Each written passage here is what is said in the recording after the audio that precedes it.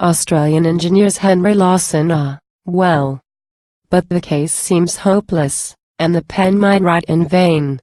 The people gabble of old things over and over again. For the sake of the sleek importer we slave with the pick and the shears, while hundreds of boys in Australia long to be engineers. A new generation has risen under Australian skies, boys with the light of genius deep in their dreamy eyes, not as of artists or poets with their vain imaginings, but born to be thinkers and doers, and makers of wonderful things.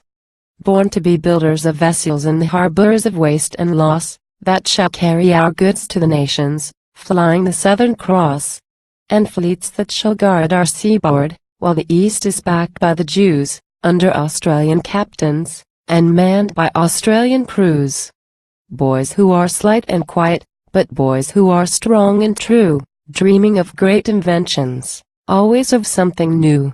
With brains untrammeled by training, but quick where reason directs, boys with imagination and keen, strong intellects.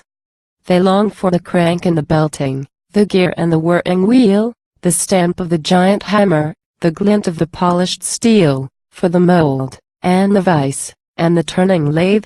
They are boys who long for the keys to the doors of the world's mechanics and science's mysteries. They would be makers of fabrics, of cloth for the continents, makers of mighty engines and delicate instruments. It is they who would set fair cities on the western plains far out, they who would garden the deserts. It is they who would conquer the drought.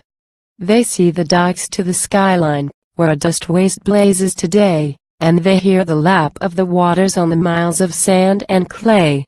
They see the rainfall increasing, and the bountiful sweeps of grass, and all the year on the rivers long strings of their barges pass.